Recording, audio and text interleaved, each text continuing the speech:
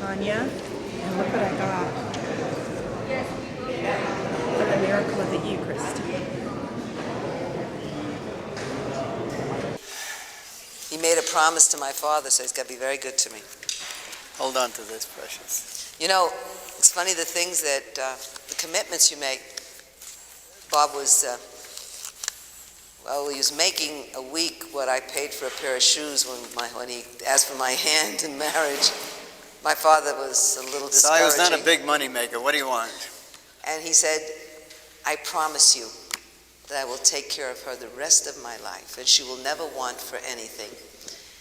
And that's the truth.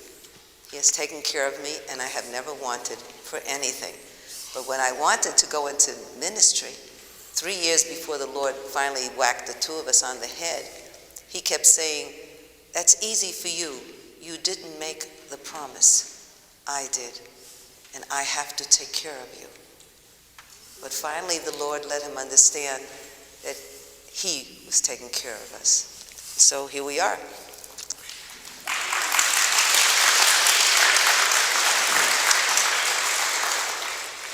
Ephesians 6:11-12. Write that down. Ephesians 6:11-12. Put on the armor of God. This is important. That you may be able to stand against the wiles of the devil. For our wrestling is not against flesh and blood, but against the principalities and powers, against the world rulers of this present darkness, against the spiritual forces of wickedness on high. And that is the battle that we are fighting.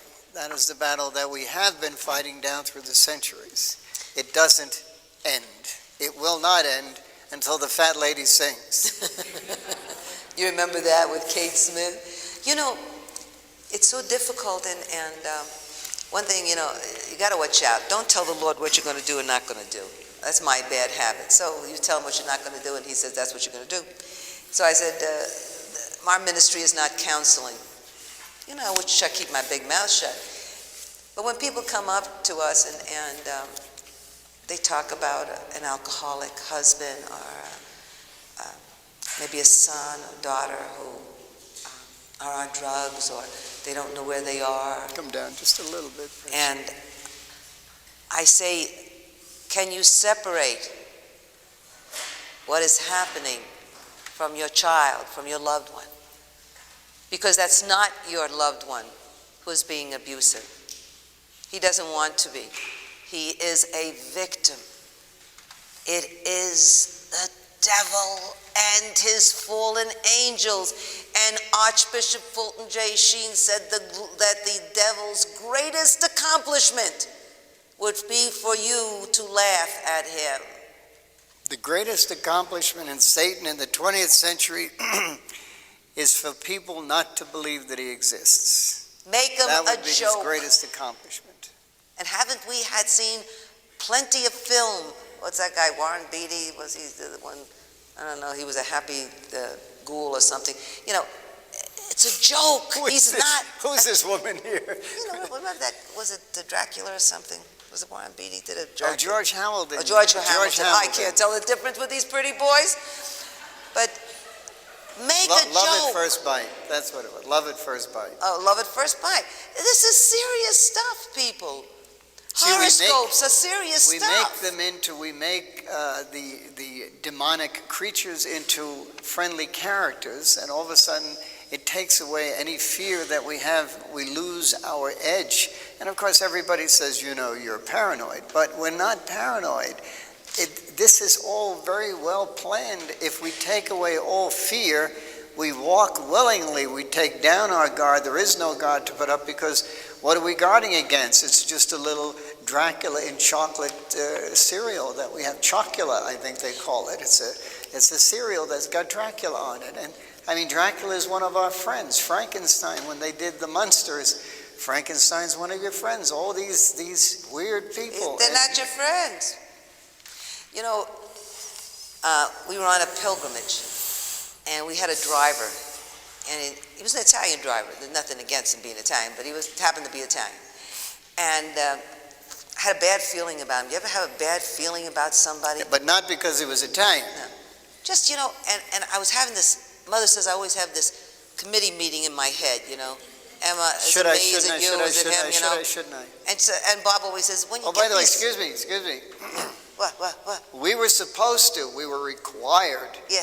to tell you that Mother Angelica sends her love. She knows we're here And this weekend. She's kisses. happy that we're here. She sends her love to all the people in Salt Lake City. Praise Jesus. So we're going to bring you back to her. We're going to bring you back to her. Wait till I tell her. She and the nuns are all on their knees. They didn't know what we were going to find here in Salt Lake. She said, you're going to Salt Lake City? Salt Lake City. I said, yeah, pray for us. Oh, yeah, you have our commitment. We're praying. Wow, wait till she finds out. Wait till she finds out. Well, The anyway, powerful church of Salt Lake City, Utah. What a I'm so contradiction excited. in terms. Do you know what Carmen said? I was thanking him, I said, gee, thank you so much. I said, thank you for what you've done. He said, you mean for introducing you to all these converts? And I said, yes, for all these powerful soldiers that are here. You are so powerful. Anyway, so we're on this bus, and I say to Bob, Come over here. Come. okay, we're on this bus. And I say to Bob, Okay. I have a bad feeling about this driver. Something bothers me about this Something driver. bothers me, and I don't know. Well, I said, well, his name is Luigi. That'd bother anybody.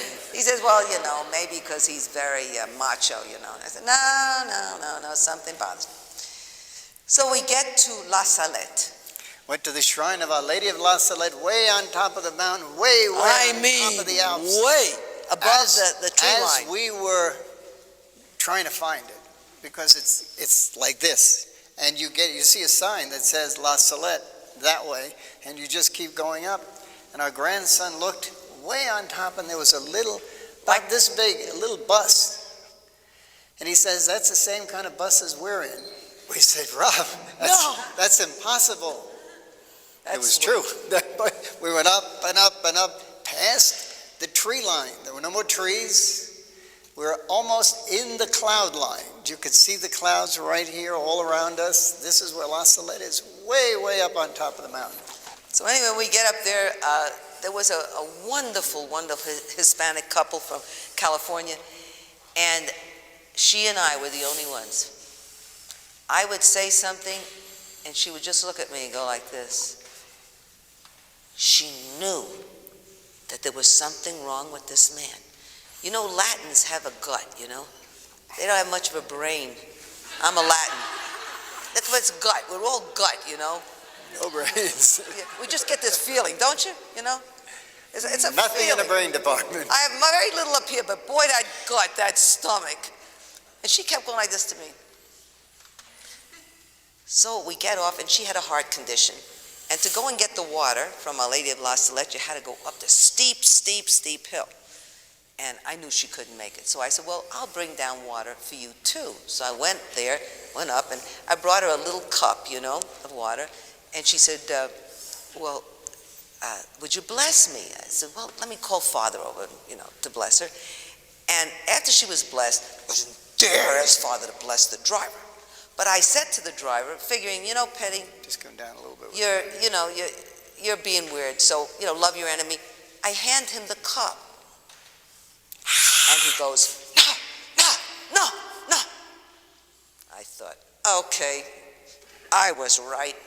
But I tell that to Bob. Bob says there's many reasons this is Irish, There's many reasons he might not want to drink from the cup. And then, toward the end of the pilgrimage, I see something dangling from the mirror. And guess what it was? A little red figure with a long tail and ears. I lie to you not. And that's when I said to Bob, so no? You see, sometimes the Lord, your guardian angel, is trying to tell you something. As the head of a pilgrimage, you have a responsibility. You have a responsibility for your brother and sister who's next to you in church. If something is said that is not proper, if something is done, if they do something unknowingly, with love, you are required to tell them. I don't believe that that's right. I don't believe you want to do that. I don't think you've got your information straight, and in the Catechism of the Catholic Church, it says this. Should we tell them about where that, in Texas, where Mother told you to use the Catechism? Oh, this was so funny. Last year we went to Dallas, Texas to give a weekend of talks in this one church. Now, has anybody heard there had been a big scandal in Dallas, Texas with the priest who had abused these young boys, and they got millions of dollars. They gave them a $20 million settlement against the church. Well, that was the church we were going to talk in, and these people had been broken completely by what had happened over a period of about 7 or 8 years. And you can understand it. So we were really getting steeled for it. Now, we had never, ever been invited to Dallas, Texas. Nobody in Dallas, Texas ever wanted us. It's not very Catholic. Very liberal. Very liberal. So this new pastor of this church was really trying to pull the church up from its bootstraps, invited us to give a weekend of talks so that we could kind of work with the people of that parish. So we got off the plane, and my pager went beep, beep, and I called the office, and I guess it was Liz Elena, because she didn't go with us that time. And she said, I just got a call from your host is here, and there's a priest from that parish, but not the pastor, but just a priest from the parish in residence, who is blocking you. He says you're not in good standing with your diocese, and so you can't talk here. So here we're at the airport, and thank God for cellular phones, so we called the Diocese of Sacramento because we're in good terms with our bishop. The only bishop who's ever liked us, by the way. I don't know if that says something good or bad about us, but he's the only one who ever liked us. Well, no, that's not true. So we called the office and we asked we needed a letter of recommendation, and they faxed a letter of recommendation to the Bishop of Dallas and to our hostess that she could use for this priest. So then we were still very nervous because then he said he was going to boycott it. He was going to come in and disrupt. Now, that's very difficult because he is a priest. Remember what we spoke about this morning? He is a priest. He is in the person of Christ. Can we show a divided laity we can't really go against a priest. Priesthood? Huh? Even though this parish had all their problems because of priests, but we were not going to compound the issue. And you don't ever come against a priest. That's my upbringing. So we did the best thing we could think of. We called Mother Angelica. Mother, how do we handle this? She's so precious. She picks up, hello, sweetheart, what's the matter? She knows something's wrong. We're calling, And so that's what she tell you. So Penny tells her the whole story, and she said, I'll tell you what I want you to do. I want you to get the Catholic Catechism, go to a bookstore, get the Catholic Catechism. We only have 4 of them. But not we with us. We didn't have one in Dallas. We don't bring it with us. And get Ignatius Press Bible. You ought to get some of those Ignatius Press Bibles. Do you have them? They're get wonderful. One of those. Wonderful. And I want you to get all the areas you're going to be talking about tonight and put post-its in it, in the Catholic Catechism, in Scripture, so that you can have quick reference to the things that you're going to be talking about. Do not defend your talk with your books. Not with your books, but with those books. The Catechism. And I want you to bring those books. One has one in one hand, one has one in the other hand, and that's how I want you to go into that hall. The priest never, ever came near them. Okay, what they said was that the priest paced up and down outside of the hall. Never in the history of our ministry have people cheered at every single sentence. But we would say something, they were so starving that we would say something and they would cheer. And you'd say, who do we believe in? Jesus Christ and his church. I think he would have been afraid. They probably would have stoned him. He didn't know that we wouldn't let him. But it wasn't to us. It wasn't what we were saying. We were only saying the truth as we knew. It's what we stand on. Yes. This is what we stand on. What we want to share with you in this, and that's why we've got a book on Mary and a book on the angels. We want to share with you the weapons of our church, the gifts the Lord gives us. He gives us the gifts of Mary. He gives us the gifts of the angel. He gives us the gifts of the rosary. the guardian angels. So many gifts our Lord Jesus gives us. In our book on the angels, we did one chapter where we talked about all the different saints that had angelic intercession. And one of them in particular was our popes. We read about, started with John the 23rd. And this is something where everybody can use this. It works. It works. Whenever he would have strong adversaries, really tough meeting that he was going to have to go to with an adversary who was obviously not our friend or a friend of the church, he would send his guardian angel to the guardian angel of the adversary that he was going to meet. And he would ask his guardian angel to have that guardian angel soften the heart of the adversary. And it worked. He'd go to the meeting, piece of cake. We'd go through, these would be like maybe Brezhnev or something. Really bad Russian guys or whoever. The meeting would go off beautifully. Everything would be as they had wanted. We have to tell you about an angelic intercession that we had. I bet you're thinking of Amsterdam. Yeah. Okay. We told you about the Miracle of the Eucharist video. That's our most popular. We have 135 videos. That is the most popular video we have ever made. All over the world. And it's the one on the miracles of the Eucharist. But when we went to do that in Italy. So next time you look at it, think of these things that we're sharing with you. A Dutch evangelization company, but the production company were Dutch Reform Protestants. As a matter of fact, the producer was a Dutch Reformed minister. And it was a Catholic ministry, which I almost didn't let them do it because, Holland doesn't have the best reputation as far as the Catholic Church is concerned right now. Mother Angelica says, I went to Holland and tried to find a Catholic church. But the Lumen 2000 was a very strong Catholic. He came back to the church through the charismatic renewal and gave $300 and some odd million to this foundation. So it was very legitimate, except that they didn't know very much about these guys. And the guy, the man who had given all this money and was running the foundation, sent his son-in-law, who knew nothing. He was a travel agent. Sent his son-in-law to be the production manager. Anyway. So we had hell. We did. First of all, we had never done a documentary of this level, and we were really unprofessional. We didn't know what we were doing, and we don't know that now. We know. Brother Joseph will take about 12 hours at least to make a half-hour show. Our shows usually have anywhere from 300 to 350 cuts. So we didn't know that. So they're taking everything. The most, to our way of thinking, the most ridiculous things they were shooting, and yet the most important things, which were us inside the church talking about the miracle of the Eucharist, they were giving that, we'll do that at 1 o'clock in the morning. Which they did. The one, when you look at it, for those of you who have looked at it, the one in Lanciano, which is the most important miracle of the Eucharist, we did at 1 o'clock in the morning. After a big shouting match with the producer and the director. See, to preempt that, none of the custodians knew these people. They didn't know who Lumen 2000 was, although it's very well known in the church. But, they don't know. They only knew us, because we've been going there for like 10 years by this time. And they said, we hold you responsible for what happens with this footage. We've always trusted you.